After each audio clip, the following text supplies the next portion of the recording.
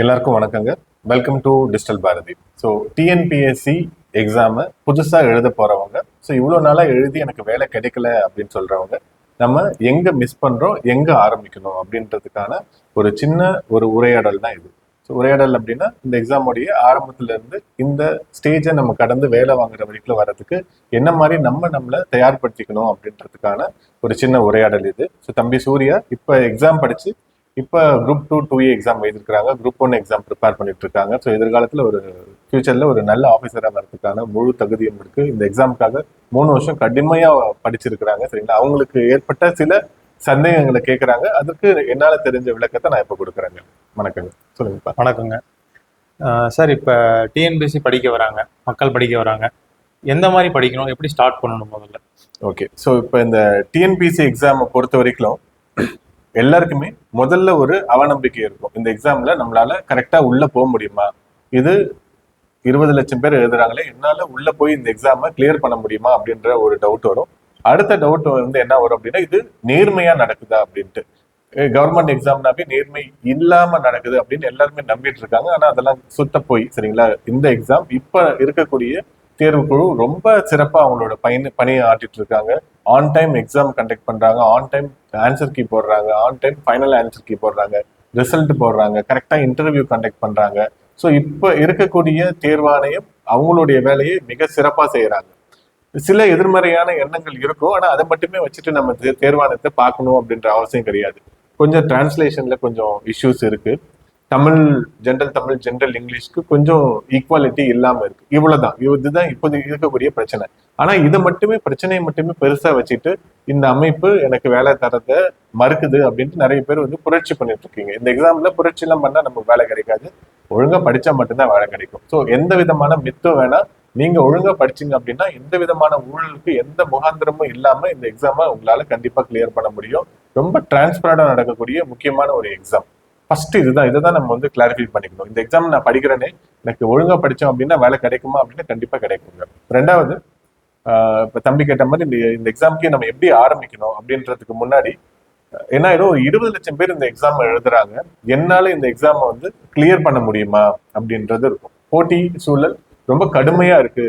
20 lakhsல நான் எப்படி வருவேன்? நான் எங்க ஸ்கூல்ல 40 பேர் இருந்தாங்க, அதுலயே என்னால 1வது ரேங்க் எடுக்க முடியாது. காலேஜ்ல ஒரு 100 பேர் என்னோட பிரான்ச்ல இருந்தாங்க, அதுலயே என்னால ஃபர்ஸ்ட் மார்க் வாங்க முடியாது. 20 லட்சம் பேர்ல இந்த போட்டியில எல்லாத்தையுமே கடந்து நான் எப்படி வந்து முதல்ல ஒரு நல்ல ரேங்க் வாங்க முடியும் அப்படின்றது எல்லாருக்குமான, ஆரம்பத்துல இருக்கக்கூடிய எல்லாருக்குமான ஒரு பெரிய ஐயமா இருக்கும்.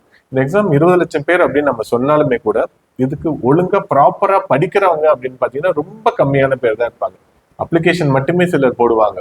சரிங்களா, அதுவும் யாராவது சுத்தி இருக்கவங்க வற்புறுத்ததுனால பாரு, கவர்மெண்ட்ல எக்ஸாம் கால்ஃபர் வந்திருக்கு, அதனால அப்ளை பண்ணு அப்படின்னு சொல்லுவாங்க. போன குரூப் 4 எக்ஸாம்ல 20 லட்சம் அப்ளிகேஷன், அதுக்கு முன்னாடி 24 லட்சம் பேர் அப்ளை பண்ணியிருந்தாங்க. அப்ளை பண்றவங்க எல்லாருமே சீரியஸான ஆஸ்பிரன்ஸ் கிடையாது. ஒரு பெரிய எக்ஸ்போஷர் இல்லாம அவங்க எல்லாருமே உள்ள வந்துருவாங்க. கடைசியில இந்த நோட்டிபிகேஷன் வந்து ஒரு 90 நாள்ல ஏதாவது ஒரு பெரிய புக் இருக்கும். சரிங்களா, சக்தி சுறா புக், அது மாதிரி ஒரு புக்கை வாங்கிட்டு அதை மட்டும் ஓரளவு மேலோட்டமா படிப்பாங்க. அந்த புக்லயே ரொம்ப அறகுறையான விஷயங்கள் தான் இருக்கும். இவங்க அதுலயும் அறகுறையா படிச்சுட்டு போய் எக்ஸாம் அப்ரோச் பண்றப்ப ஃபெயில் ஆயிடுவாங்க. இதற்காக முறையா தெளிவா படிக்கணும். ஸோ இவங்க கேட்ட மாதிரி நான் எப்படி ஆரம்பிக்கணும் அப்படின்றது பாத்தீங்க அப்படின்னா, இந்த எக்ஸாம் வந்து ரொம்ப டிரான்ஸ்பரண்டா நடக்குது, கரெக்டான டைம்ல நடக்குது, வெரி ஏர்லியாவே ஆனுவல் பிளானர் எல்லாமே உங்களுக்கு சொல்லிடுறாங்க. அப்படின்றப்ப ப்ரிப்பரேஷன் ஸ்டேஜஸை நம்ம நிறைய பிரிச்சுக்கணும். ஃபர்ஸ்ட் ஸ்கூல் புக் லெவலா நம்ம நிறைய படிக்கணும். ஸ்கூல் புக் அப்படின்னு நீங்க பாத்தீங்க அப்படின்னா, நம்ம இப்ப கடைசியா ஒழுங்கா படிச்சது எப்ப அப்படின்னு பாத்தீங்கன்னா, நீங்க ஸ்கூல் முடிச்சுட்டு ஒரு டிகிரி படிச்சுட்டு அதுக்கப்புறம் வந்து ஏதாவது ஒரு வேலையில இருப்பீங்க, பிரைவேட்லயோ ஏதோ ஒரு வேலையில இருந்துட்டு அப்புறம் நீங்க படிக்க ஆரம்பிச்சிருப்பீங்க. நீங்க அந்த படிக்கிற ஹேபிட்டை தொடர்ந்து விட்டுருப்பீங்க.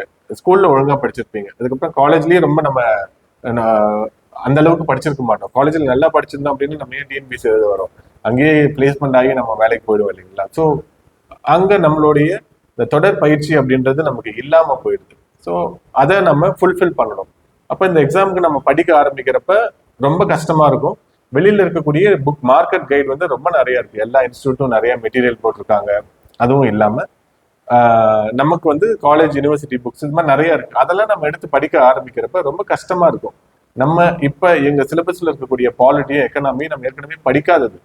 இதை நம்ம என்ன பண்ணணும், இந்த கேப்பை ஃபில் பண்றதுக்கு ஸ்கூல் புக்ல இருந்து நம்ம ஆரம்பிக்கணும். ஸ்கூல் புக்ல இப்ப 6வது 7வது 8வது 9வது 10வது, ஸோ 6வது படிக்கிற பையனுக்கு புரியுற அளவுக்கு நமக்கு வந்து ஃபர்ஸ்ட் வந்து அவங்க கண்டென்ட் கொடுத்துருப்பாங்க. அது நம்மளால ஈஸியா படிக்க முடியும். ஒரு வருஷம் அந்த பையன் படிக்கிறது உங்களால ஒரு மாசத்துல படிக்க முடிஞ்சிடும்.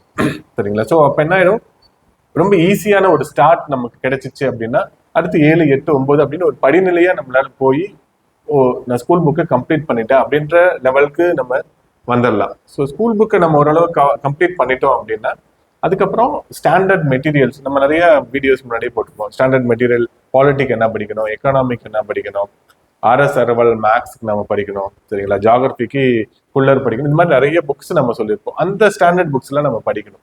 ஸோ இது மாதிரி ஒரு ஸ்டேஜா நம்ம கடந்து வந்துட்டு இருந்தோம் அப்படின்னா கண்டிப்பா நம்மளால என்ன ஆயிடும், நம்மளுடைய ஸ்டார்ட் நல்லா இருந்துட்டாவே நம்மளால ஓகே மேற்கொண்டு அடித்தளம் தான் ரொம்ப முக்கியம். எவ்வளவு பெரிய நீங்க கோட்டை கட்டுறதா இருந்தாலுமே ஸ்கூல் புக் அப்படின்றது ரொம்ப பேசிக்கான ஒரு ஃபவுண்டேஷனா இருக்கும். அதை நீங்க நல்லா பண்ணிட்டீங்க அப்படின்னா குரூப் 4ல இன்ஃபேக்ட் ஒரு 80% ஆஃப் கொஸ்டின் வந்து உங்களுக்கு ஸ்கூல் புக்ல இருந்து தான் கேட்பாங்க, வெளியில இருந்து கேட்க மாட்டாங்க. 12th வரைக்கும் இருக்கிற புக்கை நீங்க நல்லா படிச்சுட்டாவே போதும், உங்களால ரொம்ப ஈஸியா பாஸ் பண்ண முடியும். ஸோ அதை நீங்க நல்லா பண்ணிட்டீங்கன்னாவே அதுக்கப்புறம் குரூப் 4 எக்ஸாம்ல நீங்க ஈஸியா கிளியர் பண்ணிடலாம். கொஞ்சம் வெளியில இருந்து கேட்பாங்க, அதை நம்ம ப்ரீவியஸ் இயர் கொஸ்டின் அப்படின்றத வச்சு நம்மளால மேனேஜ் பண்ண முடியும். இதுவே நீங்க குரூப் 2க்கு போறீங்கன்னா இது உல்டாவா நடக்கும்.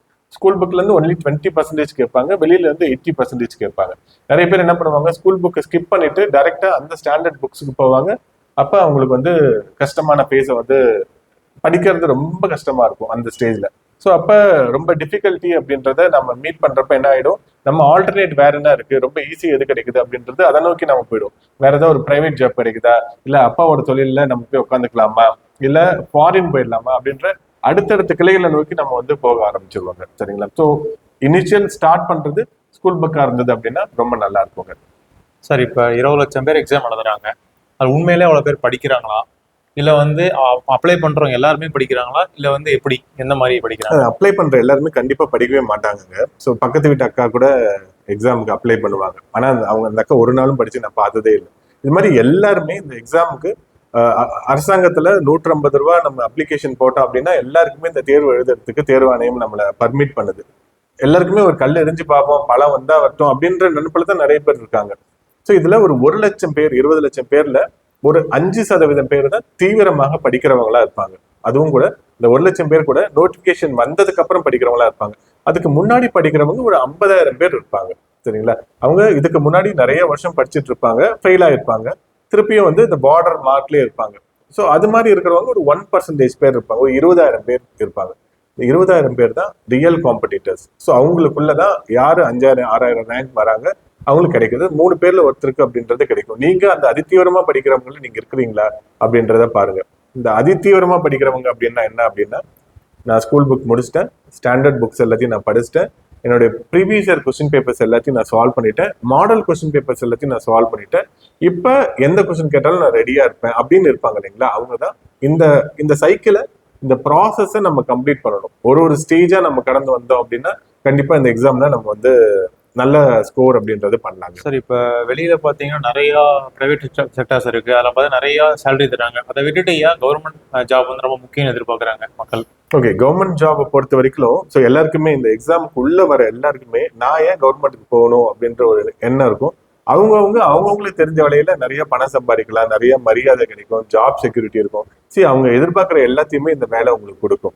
ஸோ நான் வந்து என்ன சொல்லுவேன் அப்படின்னா, கவர்மெண்ட்ல ஏன் நீங்க வரீங்க, ஏன் வரணும் அப்படின்னா, ஜாப் செக்யூரிட்டி ரொம்ப முக்கியமான விஷயம்.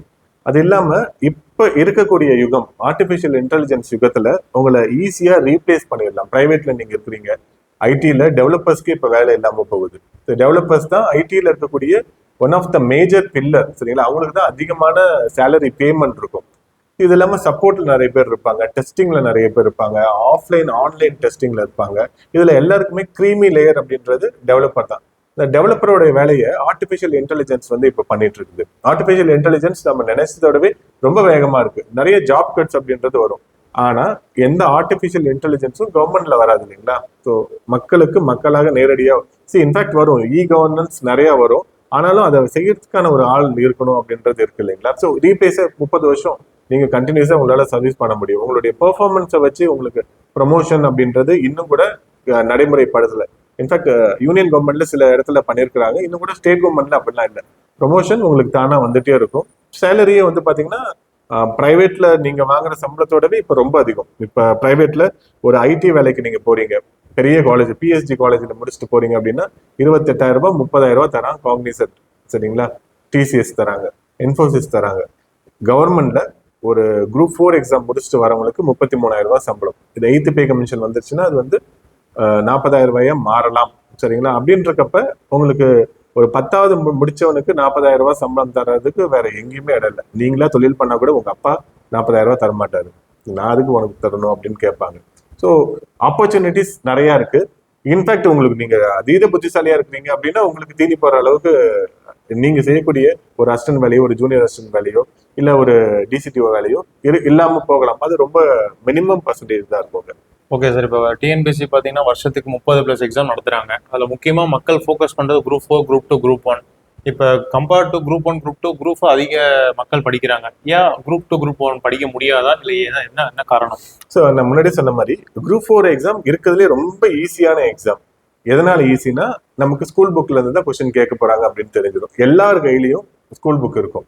தமிழ்நாட்டில் நீங்க கடைகோடி ஒரு இப்ப மதுரை வாயிலையும் நீங்க படிக்கலாம், இல்ல கன்னியாகுமரியிலையும் அந்த ஸ்கூல் புக் கிடைக்கும். அங்க ஏதாவது ஒரு பள்ளிக்கூடம் இருக்கும், அந்த பள்ளிக்கூடத்துல இருக்க பசங்கிட்ட நீங்க பழைய புக்கு வாங்கி படிக்க ஆரம்பிச்சிடலாம். யாருனாலும் ஒரு ஃபேமிலியில ரன் பண்ணிட்டு இருக்கக்கூடிய ஒரு லேடி அவங்க படிக்கணும், அவங்க பிள்ளைங்களை ஸ்கூலுக்கு அனுப்பினதுக்கு அப்புறம் அப்படின்னா அந்த ஸ்கூல் புக் அவங்களுக்கு கிடைக்கும். ரொம்ப easily available resources group 4 exam இருக்கிறதுனால எல்லாருமே படிப்பாங்க. அவங்க கேட்கறதும் பாத்தீங்கன்னா 10th ஸ்டாண்டர்ட் லெவல்ல தான் கேட்பாங்க. கொஞ்சம் இப்ப 11th 12th கொஞ்சம் சேர்த்து கேட்கறாங்க. அப்படின்றதுனால மெட்டீரியல் ரொம்ப ஈஸியா கிடைக்குது. ஸோ அதுவே அவங்களுக்கு ஒரு பெரிய விஷயம் ஆயிடும். அது முன்னாடி இப்ப நான் சொல்லி கொடுத்துதான் புரியணும் அப்படின்ற விஷயம் நிறைய குரூப் 4க்கு கிடையாது. ஆனா குரூப் 2க்கு கண்டிப்பா புரியணும். நம்ம சொல்லி கொடுக்கறது எதிராளிக்கு புரிஞ்சு இந்த கான்செப்ட் அவன் உள்ள எடுத்துக்கிட்டான். ஏன்னா நம்ம ஒரு சப்ஜெக்ட் படிக்க போறது கிடையாது.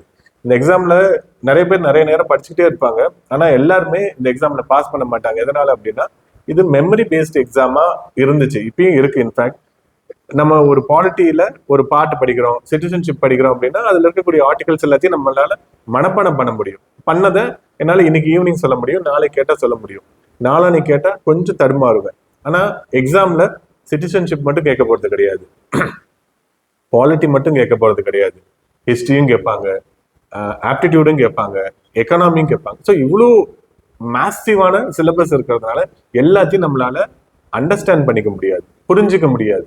குரூப் 4னா ஸ்கூல் புக் மட்டும் போயிடும். குரூப் 2, குரூப் 1 வரப்ப இது எல்லாத்த பத்தியான ஒரு புரிதல் உங்களுக்கு இருக்கணும். அண்டர்ஸ்டாண்டிங் அப்படின்றது ரொம்ப கிளியரா இருக்கணும். இருந்தா மட்டும்தான் நம்மளால இந்த எக்ஸாம்ல சர்வே பண்ண முடியும். இல்ல நான் 7 டைம் எழுதினேன், எனக்கு ஒரு எக்ஸாம் கூட கிளியர் பண்ண முடியல அப்படின்னா நீங்க அங்கதான் தப்பு பண்றீங்க. ஸோ நம்ம மிஸ் பண்ணக்கூடிய இடமா அந்த அண்டர்ஸ்டாண்ட் பண்ணாம படிச்சது அப்படின்றது இருக்குங்க. குரூப் 4க்கு அந்த பெரிய நெசசிட்டி இருக்காது. ஆனா குரூப் 2, குரூப் 1 அப்படின்னு வரப்ப கண்டிப்பா அந்த அண்டர்ஸ்டாண்டிங்கை தான் இப்ப டிஎன்பிசி வந்து உங்களை செக் பண்றாங்க. ஸோ அதை நம்ம நல்லா புரிஞ்சு படிக்கணுங்க. இப்போ 3 எக்ஸாம் நடக்குது சார். மக்கள் வந்து இப்போ குரூப் 2, குரூப் 1 போன்ற தேர்வுகளில் வந்து ஏன் அதிகம் மோகம் காட்டுறது இல்லை? ஏன் குரூப் 4 மட்டுமே காட்டுறாங்க? ஏன் குரூப் 2, குரூப் 1 தேர்வு அவ்வளோ கடினமா இருக்கா? ஆமா, கஷ்டமான எக்ஸாம். ஏன்னா எப்பயுமே இந்த எக்ஸாமுக்கு 10th ஸ்டாண்டர்ட் எக்ஸாம் வந்து ரொம்ப ஈஸியான எக்ஸாம். எல்லாரும் 498, 499, 500க்கு 500 கூட எடுப்பாங்க. ஏன்னா 5 புக்ல இருந்து அப்படியே கேட்பாங்க, வெளியில இருந்து எதுவும் கேட்க மாட்டாங்க. குரூப் 4க்கு அது மாதிரி கேட்பாங்க. ஆனா குரூப் 2, குரூப் 1க்கு எங்க இருந்து வேணாலும் கேட்கலாம், எப்படி வேணாலும் கேட்கலாம். இப்ப நிறைய அந்த யூடியூபர்ஸ் சொல்லுவாங்க 180+ எடுக்கலாம் அப்படின்ட்டு வீடியோ போடுவாங்க. ஆனா யாராலையுமே எடுக்க முடியாது. 160க்கு மேல குரூப் 1ல எடுக்கலாம் அப்படின்னு போடுவாங்க. யாராலையுமே எடுக்க முடியாது, அவ்வளவு சீக்கிரம் எடுக்க முடியாது. ஏன்னா சிலபஸ் வந்து டிஃபைனே பண்ண முடியாது, எங்க இருந்து வேணாலும் கேட்கலாம் அப்படின்றப்ப காம்படிட்டிவ் எக்ஸாம் உடைய நேச்சரே அப்படிதான், கஷ்டமா தான் கேட்பாங்க. சரிங்களா? எலிமினேஷன் தான் இங்க முக்கியமான ப்ராசஸே அப்படின்றப்ப ரொம்ப கஷ்டமா செட் பண்ணுவாங்க. இந்த கொஸ்டின் பேப்பர் செட் பண்றது வந்து இப்ப நாங்கெல்லாம் வந்து இப்போ ஒரு 7-8 சப்ஜெக்ட் படிச்சிருக்கோம், எல்லாத்துலயுமே அரைகுறையா இருப்போம். ஆனா அந்த கொஸ்டின் பேப்பர் செட் பண்ண எக்கனாமி ப்ரொஃபஸருக்கு எக்கனாமில இருக்கக்கூடிய பிஸ்கல் பாலிசியும் மானிட்டரி பாலிசி தான் அவரு கிளாஸ்ல எடுத்துட்டு இருக்கிறாரு. அப்டேட்டடா இருப்பாரு, அது மட்டும்தான் அவருக்கு தெரியும். அவருக்கு அக்பரை பத்தி ஒன்றும் தெரியாது, நம்மளுடைய இமயமலையோடைய எத்தனை அடுக்குகள் இருக்கு அப்படின்றது அவர் சுத்தமா தெரியாது. ஆனா அவருடைய கோர் சப்ஜெக்ட்ல அவர் மாஸ்டர். அவர் கொஸ்டின் பேப்பர் எடுக்கிறப்ப நம்ம மாட்டிப்போம். இது மாதிரி மாஸ்டர்ஸ் எல்லாம் சேர்ந்து கொஸ்டின் பேப்பர் எடுக்கிறாங்க. ஒரு 4-5 கொஸ்டின் 10 கொஸ்டின் கூட தப்பான கேள்வியா இருக்கும், தப்பான பதிலா இருக்கும், சரிங்களா? மீனிங்லெஸ் கொஸ்டினா இருக்கும். அதை வச்சுட்டு நம்ம வந்து நான் அறிவாளி அப்படின்றத நம்ம ஆஸ்பிரன்ஸ் பேசிட்டு இருக்கோம். ஆனா நம்ம முட்டாள் அப்படின்றத ஒரு டைம் இந்த கொஸ்டின் பேப்பர் பாக்குறப்ப நம்ம உணர்ந்துகிட்டே இருக்கணும். அப்படி நம்ம உணராம இருக்கிறோம் அப்படின்னா நம்ம இந்த வேலையை வாங்குற வாய்ப்பை விட்டு வெளியே போறோம் அப்படின்னு அர்த்தம். நம்ம கொஸ்டின் எடுத்த வர கொஸ்டின் பண்ணலாம், தப்பா கொஸ்டின் எடுத்துக்கிறேன் அப்படின்ட்டு. அதை தவிர மீதி 95 கேள்வி இருக்கு இல்லைங்களா, அதுல நீங்க சரியா பண்ணீங்களா. நம்ம எப்பயுமே ரொம்ப ஈஸியா வர்றது மத்தவங்களை குறை சொல்றது, எப்பயுமே ரொம்ப கஷ்டமானது நம்ம குறைய கண்டுபிடிக்கிறது. அது அந்த குறைய கண்டுபிடிக்கிறவங்க கண்டிப்பா பாஸ் பண்ணிடுவாங்க. சரிங்களா, இது மாதிரி பேசிட்டே இருக்க மாட்டாங்க. எல்லாமே இப்ப சோசியல் மீடியால புரட்சி தான் பண்ணிட்டு இருக்கிறோம், ட்ரெண்டிங் பண்றோம் எல்லாத்தையும். அதனால இந்த எக்ஸாம்ல பாஸ் பண்ணுவோமா வேலை வாங்குவோமா அப்படின்னா அதற்கான சாத்தியமே கிடையாதுங்க. இப்போ நிறைய இன்ஸ்டியூட்ஸ் இருக்கு, நிறைய யூடியூப் சேனல்ஸ் இருக்கு.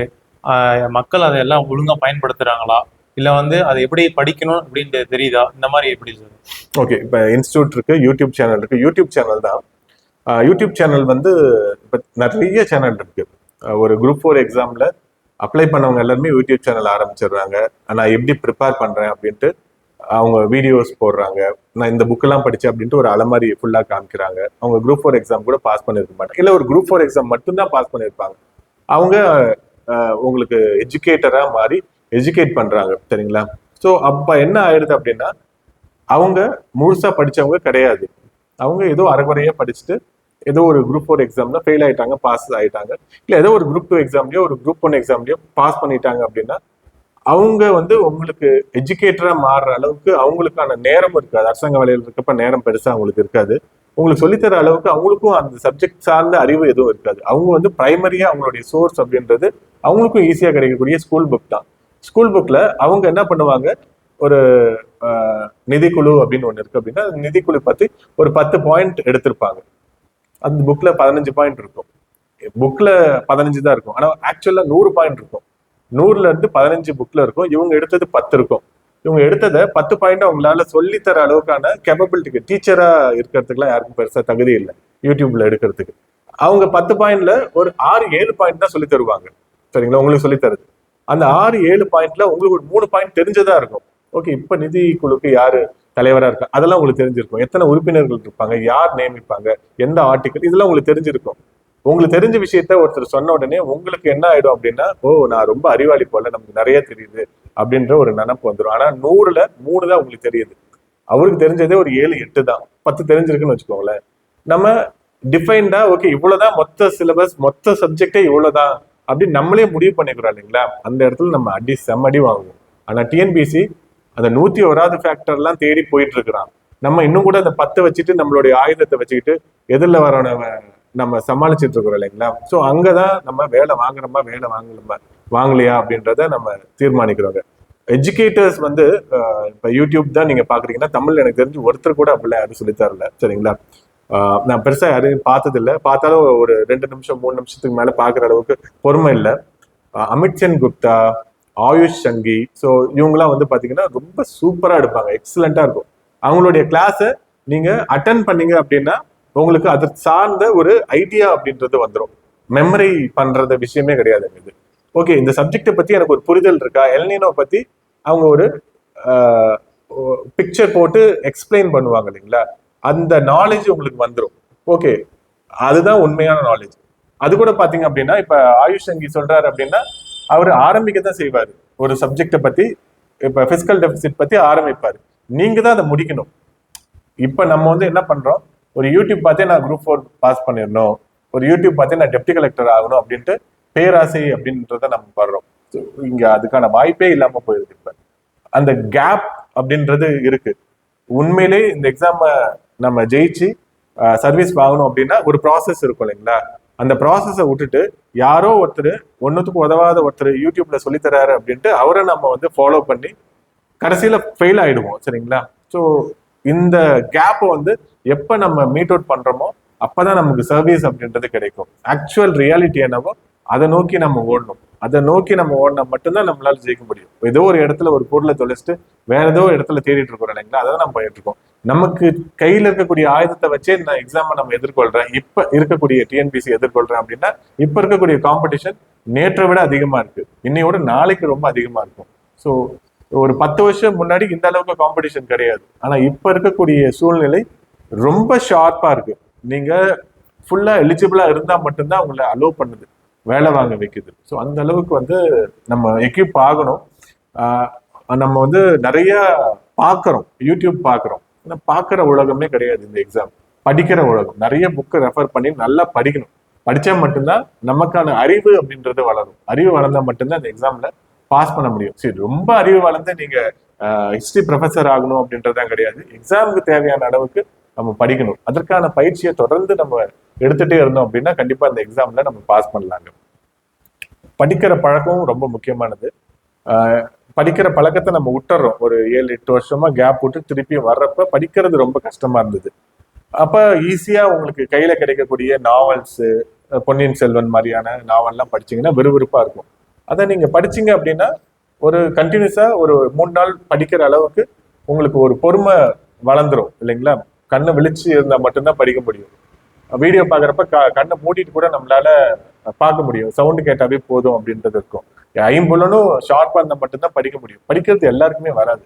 இப்போ 100 பேர் இந்த எக்ஸாம் படிக்கிறாங்கன்னா உண்மையிலே எல்லாருக்குமே அந்த ஸ்கில் கிடையாது. ஸ்கில் கிடையாதுன்னா அதை கொண்டு வந்துடலாம். அது கொண்டு வரதுக்கான முயற்சி பெரும் முயற்சி. அது யாரும் பெருசா செய்யறதே கிடையாதுங்க. இது ஒரு பிரச்சனை. இன்னொரு பிரச்சனை என்னன்னா, நம்ம சொல்லித்தரத கவனிக்கிற அளவுக்கு, அதை அப்சர்வ் பண்ற அளவுக்கு கெப்பாசிட்டியும் யாருக்கும் கிடையாது. ஸோ ஆக்சுவலா காலேஜ்ல அது மாதிரி நமக்கு பழக்கமே படுத்தல. ஸ்கூல்ல சொல்லி தந்ததை மனப்பாடம் பண்ணிக்கிறோம். இந்த எக்ஸாம்ல நான் அண்டர்ஸ்டாண்ட் பண்ணி சொல்றதை புரிஞ்சுக்கணும் அப்படின்னா அதுக்கு நீங்க ஏற்கனவே நல்லா படிச்சிருக்கணும். படிச்சிருந்தா மட்டும்தான் ஒரு கிளாஸ்ல உங்களால 2 மணி நேரம் கண்டினியூஸா உட்காந்து அவங்க சொல்றதை எடுத்துக்க முடியும். இதெல்லாம் நான் எதுவுமே பண்ணாம எனக்கு வேலை கிடைக்கணும் அப்படின்ட்டு நம்ம புரட்சி மட்டும் பண்ணிட்டு இருந்தோம் அப்படின்னா கடைசி வரைக்கும் வேலையே கிடைக்காதுங்க. சரி, இப்போ 4 எக்ஸாம் நடக்க போகுது இந்த வருஷம், முக்கியமான எக்ஸாம் நடக்க போகுது. இப்போ அந்த எக்ஸாம்ல பார்த்தீங்கன்னா மக்கள் வந்து என்ன நினைக்கிறாங்க அப்படின்னா, குறுகிய காலத்தில் நான் பாஸ் பண்ண முடியும். குரூப் 1 போன்ற தேர்வுகள், குரூப் 4 தேர்வுகள், குரூப் 2 தேர்வுகள் பாஸ் பண்ணணும்னு நினைக்கிறாங்க. அது உண்மையே பண்ண முடியுமா? இல்லை 6 மாத காலம் 9 மாத காலம் படிச்சாதான் பாஸ் பண்ண முடியுமா அப்படின்னு ஒரு மித்து கிரியேட் ஆயிட்டு இருக்கு. இதில் உங்களோட பதில் என்ன? ஓகே, இந்த எக்ஸாமுக்கு இப்போ குரூப் 4 எக்ஸாம் அப்படின்னா ஒரு 4 மாசம் கண்டினியூஸா ஒரு 12 மணி நேரம் அப்படின்னு நீங்க படிச்சீங்கன்னா கண்டிப்பா பாஸ் பண்ணலாம். பாஸ் பண்ணாமலாம் கிடையாது. ஆனா என்ன ஆயிருக்கும் அப்படின்னா, நீங்க ஒரு கேப் விழுந்திருக்கும். ஸ்கூல்ல படிச்சுட்டு காலேஜ்ல படிச்சுட்டு படிக்கிற ஹேபிட்டே இல்லாம வந்து 4 மாசத்துல என்னால முடியுமா? கண்டிப்பா முடியாது. ரொம்ப சிரமமா இருக்கும். இல்ல உங்களுக்கு அந்த பொட்டன்ஷியல் இருக்கு, இந்த கெப்பாபிலிட்டி இருக்கு அப்படின்னா உங்களால முடியும். நான் உட்காந்து என்னால 12 மணி நேரம் அப்படின்ட்டு 4 மாசம் படிக்க முடியும்னா உறுதியா வேலை வாங்கலாம். அதுல எந்த விதமான மாற்று கருத்தும் கிடையவே கிடையாதுங்க. ஆனா இந்த எக்ஸாம் வந்து என்ன பண்ணும் அப்படின்னா, ஃப்ரெஷரை விட ஏற்கனவே படிச்சிருக்காங்க இல்லைங்களா, அவங்களுக்கு ஒரு கூடுதல் வாய்ப்பு தரும். ஏற்கனவே கொஞ்சம் படிச்சிருப்பாங்க, அவங்களுக்கு இந்த ஏதாவது ஒரு டெஸ்ட் பேட்ச் நான் போடுறேன், இல்ல ஏதாவது ஒரு குயிக் ரிவிஷன் கிளாஸஸ் நான் அட்டன் பண்றேன் அப்படின்னு இருக்கப்ப அவங்களால ஈஸியா ப்ரஷ் அப் பண்ணிக்க முடியும். இந்த எக்ஸாம் படிச்ச எல்லாருமே வேலை வாங்கினதுக்கு அப்புறம் சொல்லுவாங்க, நான் ரொம்ப கஷ்டப்பட்டு படிச்சேன், ஒரு நாளைக்கு 12 மணி நேரம் படிச்சேன், 15 மணி நேரம் படிச்சேன் அப்படின்னு. ஆனா யாராலையும் அப்படிலாம் படிக்க முடியாது. எக்ஸாம் முன்னாடி ஒரு 2-3 வாரம் வேணா படிக்கலாம். இந்த 4-5 மாசம் படிக்கிற அளவுக்கு நேரம் ரொம்ப எல்லாருக்கும் கிடைக்காது. அன்றாடம் அப்படின்னு ஒண்ணு இருக்கும், அவங்களுடைய டெய்லி ரொட்டீன் இருக்கும். அந்த ரொட்டீன்ல இருந்து யாராலையும் மீறி வரவே முடியாது. குழந்தைய பாத்துக்கணும், ஸ்கூல்ல போய் விடணும், சமைக்கணும், ஆஃபீஸ் போகணும், பாஸ் கிட்ட திட்டு வாங்கணும். இது மாதிரி அவங்களுடைய அன்றாடத்துல இருந்துட்டு என்ன பண்ணுவாங்க, ட்ரை பண்ணுவாங்க இந்த எக்ஸாம் என்னால பாஸ் பண்ண முடியுமான்ட்டு. இந்த எக்ஸாமுக்கு முழு நேரமா யார் உட்காந்து படிக்கிறாங்களோ அவங்க தான் பாஸ் பண்ணுவாங்க. எக்ஸாம் வந்து யாருக்கு வந்து பொக்கே தரும் அப்படின்னா, இதுக்காக ஃபுல் டைமா இந்த எஃபோர்ட் போட்டு படிக்கிறவங்களுக்கு கண்டிப்பா பொக்கே தரும். இல்ல நான் 12 மணி நேரம் படிக்க முடியாது, 3 மணி நேரம் தான் படிப்பேன் அப்படின்னு இருக்கவங்களுக்கு நோட்டிபிகேஷன் வந்ததுக்கு அப்புறம் நீங்க கண்டிப்பா 8 to 12 hours கண்டினியூஸா படிக்கணும். கரெக்டான ஒரு பிளானர் உங்க கையில இருக்கணும். பிளானர் கண்டிப்பா யாருக்குமே இந்த ஸ்டடி பிளான் என்ன அப்படின்றத போற அளவு தெரியாது. எது இப்ப சிலபஸ்ல இப்ப யூனிட் 5 and 6 நிறைய கேட்கறாங்கன்னா அதுக்கு நிறைய இம்பார்ட்டன்ஸ் கொடுக்கணும். தமிழ்ல இருந்து 100 கேள்வி வருதுன்னா அதுக்கு இம்பார்ட்டன்ஸ் கொடுக்கணும். அது இல்லாம நான் சயின்ஸ்ல பிசிக்ஸ் எடுத்து படிக்கிறேன் அப்படின்ட்டு ஒளி பத்தி படிப்பாங்க, சரிங்களா, டாப்லர் எஃபெக்ட் பத்தி படிப்பாங்க. ஸோ இதை கரெக்டா நம்ம பிளான் பண்ணி கரெக்டா சேனலைஸ் பண்ணி படிச்சோம் அப்படின்னா கண்டிப்பா இந்த 4 மாசத்துல குரூப் 4 எக்ஸாம் வாங்க முடியும். குரூப் 1 குரூப் 2 பொறுத்த வரைக்கும் இன்னும் கூட கொஞ்சம் நீண்ட பயிற்சி, நீண்ட ஒரு தொடர் முயற்சி இருந்தது அப்படின்னா அவங்களுக்கு தான் பெரிய அட்வான்டேஜ் அப்படின்றது இருக்குங்க. ஃப்ரெஷர்ஸ்க்கு நீங்க தெளிவா ஆரம்பத்துல இருந்தே பிளான் பண்ணி செக்மெண்டா சப்ஜெக்டை நீட்டா முடிச்சுட்டே வரணும். ஸோ எல்லாராலையுமே இந்த ஒரு வருஷம் கண்டினியூஸா படிச்சோம் அப்படின்னா குரூப் 1 வாங்கிடலாம். எனக்கு தெரிஞ்ச நிறைய பேர் குரூப் 1 எக்ஸாம் ஒரே ஒரு அட்டெம்ப்ட் ஒரு வருஷம் ஃபுல்லா படிச்சு வாங்கியிருக்காங்க. சார், இப்போ ஒரு எக்ஸாம் படிக்கணும் அப்படின்னா வந்து கரெக்டாக டெஸ்ட் பேட்ச் தேவையா, கிளாஸ் பேட்ச் அது எல்லாமே படிச்சு பாஸ் பண்ணலாமா, இல்லை கண்டிப்பா மேண்டேட்டே தேவைப்படுது நமக்கு? ஓகே, இந்த டெஸ்ட் பேட்ச் அப்புறம் regular batch. So regular batch அப்படின்றது எனக்கு படிக்கிறது ரொம்ப கஷ்டமா இருக்கு, என்னால சீக்கிரமா படிக்க முடியல, தூக்கம் வந்துருது, அந்த காம்படிட்டிவ்னஸ் என்ன அப்படின்னு எனக்கு தெரியல அப்படின்றவங்களுக்கு கண்டிப்பா ரெகுலர் பேட்ச் அப்படின்றது யூஸ்ஃபுல்லா இருக்கும். ஏற்கனவே நீங்க படிச்சிருக்கீங்க, இந்த ப்ராசஸை ஓரளவு நீங்க ஒரு 50% கம்ப்ளீட் பண்ணிருக்கீங்க அப்படின்னா அவங்களுக்கு டெஸ்ட் பேட்ச் வந்து ரொம்ப யூஸ்ஃபுல்லா இருக்கும். டெஸ்ட் பேட்ச் வந்து எல்லாரும் என்ன நினைக்கிறாங்கன்னா, எக்ஸாம் நோட்டிபிகேஷன் வந்ததுக்கு அப்புறம் ஏதாவது ஒரு இன்ஸ்டியூட்ல 1000 ரூபாய் கட்டி 2000 ரூபாய் கட்டி 18,000 ரூபாய்க்கு கூட டெஸ்ட் பேட்ச் இருக்கு தமிழ்நாட்டுல இந்நேரத்துக்கு, சரிங்களா? அதை கட்டி நான் போய் சேர்ந்துட்டேன் அப்படின்னா நான் பாஸ் பண்ணிடுவேன் அப்படின்னு நினைக்கிறாங்க. ஆனா என்ன ஆயிடும், 3 நாளைக்கு ஒரு எக்ஸாம் அப்படின்றத கண்டக்ட் பண்ணுவாங்க, இல்லைன்னா 5 நாளைக்கு ஒரு எக்ஸாம் கண்டக்ட் பண்ணுவாங்க.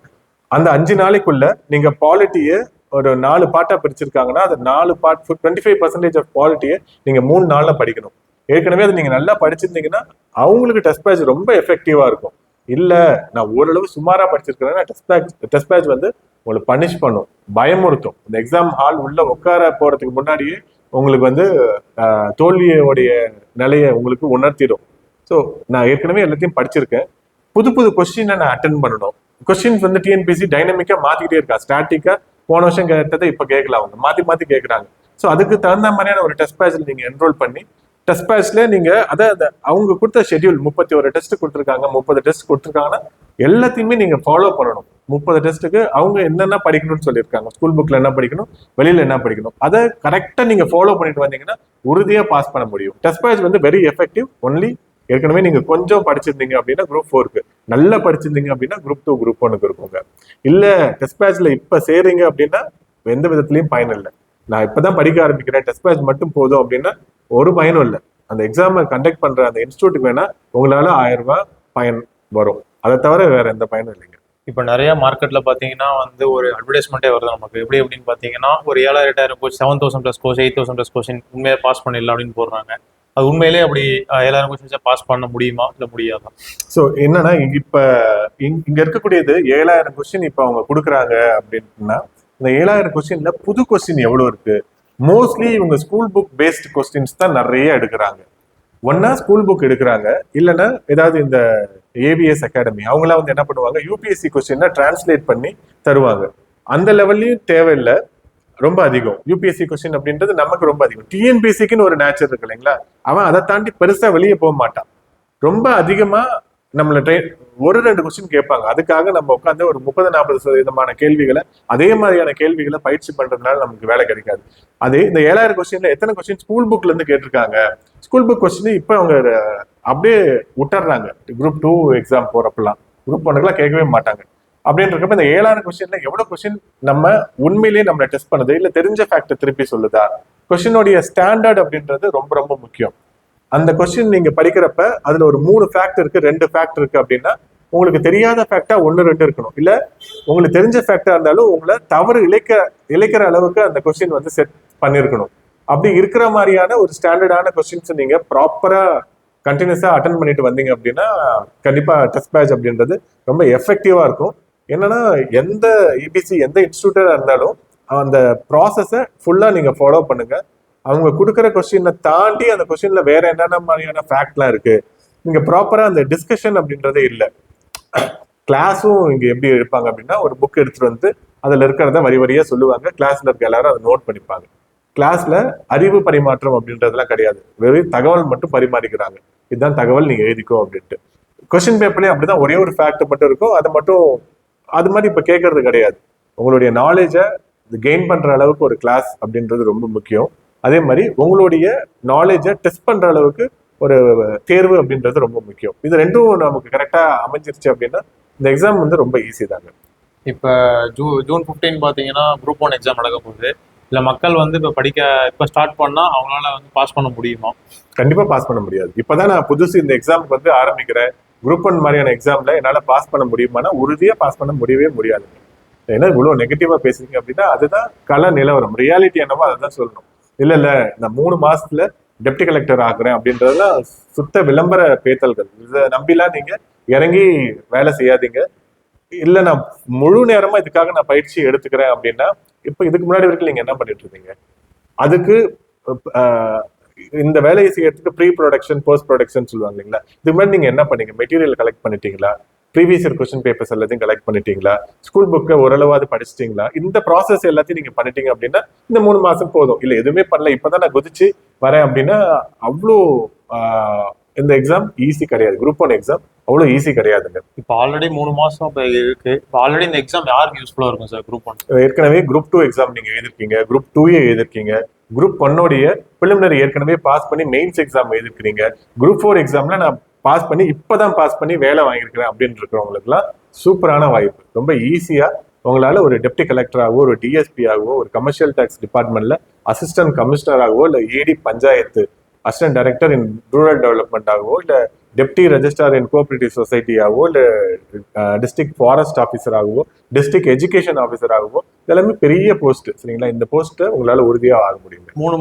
மூணு மாசம் நாங்க எப்படி சார் படிக்கணும்? இப்ப இருக்கவங்க இந்த குரூப் 1 எக்ஸாமுக்கு நம்ம இப்ப படிக்கணும் அப்படின்னா என்ன பண்ணணும் அப்படின்னா, நிறைய பேர் பண்ணக்கூடிய ரெண்டாவது பெரிய தப்பு வந்து என்ன அப்படின்னா, எல்லாருமே இப்பயே மெயின்ஸ்க்கு படிக்க ஆரம்பிச்சிருவாங்க. அவங்க கண்டிப்பா பிலிமினரில ஃபெயில் ஆயிடுவாங்க. மெயின்ஸ்க்கு இப்ப நம்ம படிக்கவே கூடாது. பிலிமினரி பாயிண்ட் ஆஃப் வியூல ரொம்ப ஸ்ட்ராங்கா படிக்கணும். ஏற்கனவே நீங்க படிச்ச பாலிட்டிய ரொம்ப நுணுக்கமா நீங்க படிக்கணும். இந்தியன் நேஷனல் மூவ்மெண்ட்டை நுணுக்கமா படிக்கணும். யூனிட் 8, அதாவது யூனிட் 5 and 6 இன்னும் நல்லா நுணுக்கமா படிக்கணும். இதுதான் ரொம்ப மேஜரான இடம். இதை நீங்க நல்லா படிச்சிட்டீங்க அப்படின்னா அப்புறம் எக்கனாமி, ஜியாகிரபி, சயின்ஸை நீங்க படிக்கணும். அப்புறம் கரண்ட் அஃபேர்ஸை கடைசியில படிச்சா போதும். ஏற்கனவே படிச்சதை நிறைய கொஸ்டின்ஸை வச்சு நீங்க படிச்சது சரியா இருக்கா அப்படின்றத டெஸ்ட் பண்ணி பார்க்கணும். அந்த டெஸ்ட் பண்ணி நீங்க பார்த்துட்டீங்க அப்படின்னாவே போதும். கண்டிப்பா என்ன ஆயிடும், நம்ம இப்ப 200 கொஸ்டின் கேட்கறாங்க ஒரு டெஸ்ட் பேட்ச்ல அப்படின்னா எனக்கு 120 தான் எனக்கு தெரியுது, மீதி 80 தெரியலன்னா 80 எதனால தெரியல, 80ல புதுசா விஷயங்கள் ஃபேக்ட் இருக்கா, அதை ஏற்கனவே நான் படிச்சேன். இப்போ கொஸ்டின் பேப்பர் நீங்க பிரிண்ட் அவுட் எடுத்திருப்பீங்க, இல்லை கொஸ்டின் பேப்பர் தந்திருப்பாங்க, அதுல எக்ஸ்ட்ரா பாயிண்ட்ஸா நீங்க எழுதிக்கோங்க. உங்களுடைய ப்ரீவியஸ் நோட்ஸ் இருக்கும். பாலிட்டிக்னா நீங்க எடுத்திருப்பீங்க இல்லைங்களா, ஃபண்டமெண்டல் ரைட்ஸ் அப்படின்னு ஒரு 7 பேஜுக்கு எடுத்திருப்பீங்க. இவங்க கேட்டிருக்கிறது புது ஃபேக்டா இருக்குன்னா அதுல போய் சேருங்க, சேர்த்து அதை நிறைய வைக்க பாருங்க. ஸோ இந்த ப்ராசஸே இதுதான். இருக்கிற ஓட்டைகள் எல்லாத்தையும் நம்ம அடைச்சிட்டே வருவோம். எப்போ எல்லாத்தையும் அடைக்கிறோமோ அப்ப நமக்கு வேலை அப்படின்றது கண்டிப்பா கிடைக்குங்க. எப்படி சார் புதுசா வரவங்க எப்படி படிக்க ஆரம்பிக்கணும்? நம்ம இன்ஸ்டியூட் என்ன பண்றோம்? ஓகே, இப்ப புதுசா வரவங்களுக்கு என்ன ஆயிடும் அப்படின்னா, இந்த எக்ஸாம் விட்டு வெளியே போறதுக்கான வாய்ப்புகள் அவங்களுக்கு தான் ரொம்ப நிறைய இருக்கும்.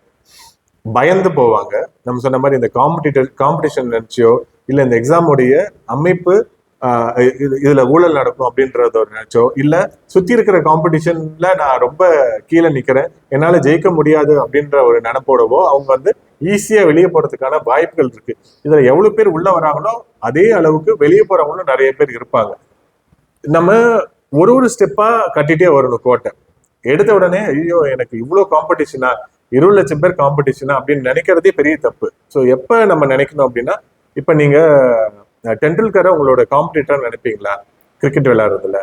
இல்ல வீரேந்திர சேவாக்க நீங்க பெரிய காம்படிட்டரா நினைப்பீங்களா? கண்டிப்பா நினைக்க மாட்டீங்க. ஏன் அப்படின்னா உங்களுக்கு கிரிக்கெட்டு என்னன்னு தெரியும், அதை பார்த்துருக்கீங்க டிவியில, ஏதோ தெருவில் விளையாண்டுருப்பீங்க. அப்ப அவரு உங்க காம்படிட்டரா? கிடையவே கிடையாது இல்லைங்களா? நீங்க எப்ப அதை காம்படிட்டரை உணர்வீங்க அப்படின்னா, நீங்க ஃபர்ஸ்ட் அதற்கான பயிற்சியை மேற்கொள்ளணும். தெருவில் விளையாண்டவங்க கிரவுண்ட்ல போய் விளையாடணும், பேடு கட்டிட்டு விளையாடணும், ரப்பர் பால் பதிலாக கார்க் பால்ல விளையாடணும், அதற்கான ஒரு கோச் இருக்கணும்.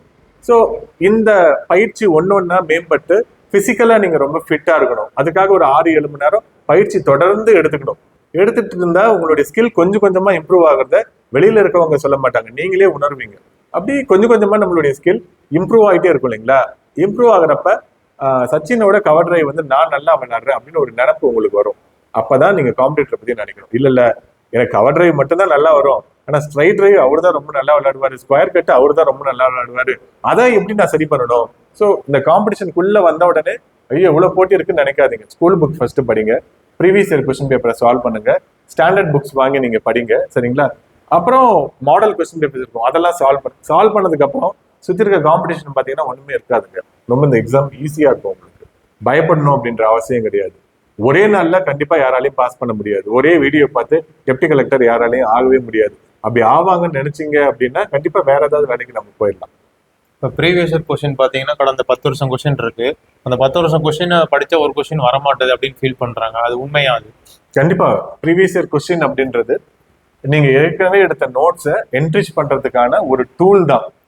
ப்ரீவியஸ் இயர் கொஸ்டின்ல இப்போ வந்து என்ன கேட்டிருப்பாங்க அப்படின்னா, கான்ஸ்டியூஷன்ல ஹேபியஸ் கார்பஸ் பத்தி கேட்டிருப்பாங்க அப்படின்னு வச்சுக்கோங்களேன். இப்போ வந்து செஸ்சுவரியை பத்தி கேட்பாங்க. அப்ப நீங்க என்ன பண்ணுவீங்க, ஹேபியஸ் கார்பஸ் பத்தி படிக்கிறப்ப ஓகே மீதி ஏதோ 4 இருக்கு அதே ஒரு ரீடிங் விடுவோம் அப்படின்னு நம்ம படிக்கிறப்ப நீங்க படிச்ச எதையா ஒண்ணு எடுத்து கேட்பாங்க.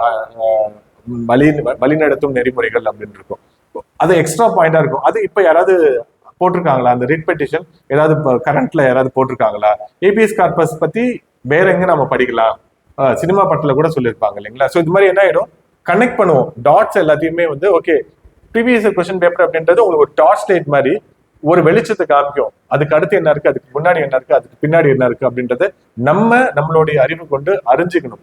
ஸோ அப்படி தெரிஞ்சுக்கிறதுக்கான ஒரு விளக்கா ப்ரீவியஸ் இயர் கொஸ்டின் பேப்பர் அப்படின்றது இவங்களோட ஸ்டாண்டர்ட் என்ன, நான் எப்படி ப்ரிப்பேர் பண்ணணும் அப்படின்றதுக்கான ஒரு களத்தை அது அமைச்சு தரும். இப்போ டிஎன்பிஎஸ்சி எக்ஸாம் கடந்த காலங்கள்ல வந்து கரெக்டா போகுதா, எப்படி உங்களோட கருத்து?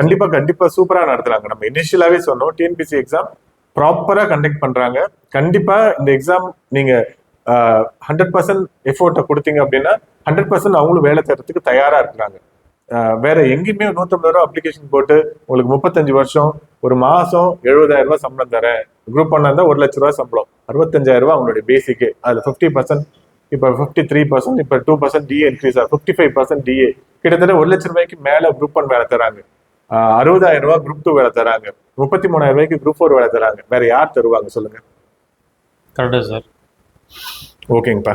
ஸோ வேற ஏதாவது ஃபைனலா சார் வேற என்ன அப்படின்னு பாத்தீங்கன்னா எப்படி சார் அணுக ஆரம்பிக்கணும் எக்ஸாம் வரப்போறவங்களுக்கு, என்ன நீங்க சொல்ல வரீங்க? ஓகே, ஸோ இப்போ புதுசா படிக்க வரவங்க இந்த எக்ஸாமை ரொம்ப விளையாட்டா எடுத்துக்காதீங்க. இது ரொம்ப சீரியஸும் கிடையாது. ஸோ என்னன்னா ஒரு கரெக்டான ப்ராப்பர் ஒரு கைடன்ஸ் இருந்தது அப்படின்னா இந்த எக்ஸாம்ல ஒரு ஸ்டெப்பா நம்ம போய் ஃபைனல் நம்மளுடைய டார்கெட். இப்போ எல்லாருக்குமே குரூப் 1 இந்த டிஎன்பிஎஸ்சி எக்ஸாம்ல இருக்கிறதுலே உச்சபட்ச எக்ஸாம் வந்து ஜட்ஜ் எக்ஸாம் தான். அதுக்கு அடுத்தது வந்து டெப்டி கலெக்டர் போஸ்டா இருக்கும். அதை எல்லாருமே ஒரு எய்மா வச்சிருப்பாங்க இல்லைங்களா.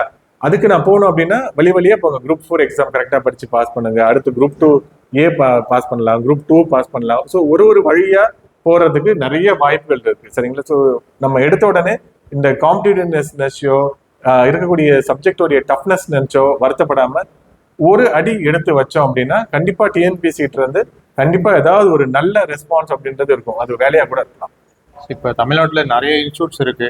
அந்த இன்ஸ்டியூட் நம்ம இன்ஸ்டியூட் என்ன ஸ்பெசிஃபிக்கா நம்ம பண்ண போறோம் சார்? ஓகே, சரி, இது இன்ஸ்டியூட் ப்ரமோட் பண்றதுக்கெல்லாம் எதுவும் கிடையாதுங்க. ஸோ ஜென்ரல் அவேர்னஸ்க்கானது தான். நம்ம இந்த ப்ராப்பரா ரெகுலர் பேட்ச் அப்படின்றது வீக்கெண்ட்ல கண்டக்ட் பண்றோம். வெரி குவாலிஃபைட் டீச்சர்ஸா இருந்தால் மட்டும்தான் எடுக்க விடுவோம், சரிங்களா. மெட்டீரியலும் ரொம்ப ஸ்டாண்டர்டான மெட்டீரியல் இருக்கும். ஆஃப்லைன் ஆன்லைன் பேட்ச் அப்படின்றது இருக்கு. டெஸ்ட் வந்து ப்ராப்பரா கண்டக்ட் பண்ணுவோம். எந்த டீவியேஷன்ஸும் இருக்காது. இதுக்கு முன்னாடி ஆயிரக்கணக்கான பேர் படிச்சிருக்காங்க, டெஸ்ட் பேட்ச் அண்ட் ரெகுலர் பேட்ச்ல படிச்சிருக்காங்க. நிறைய பேர் வேலையும் வாங்கியிருக்காங்க. ஸோ நான் எதெல்லாம் பெஸ்ட் அப்படின்னு நினைக்கிறேனோ அதை மட்டும்தான் இங்க வந்து கொடுக்குறோம்.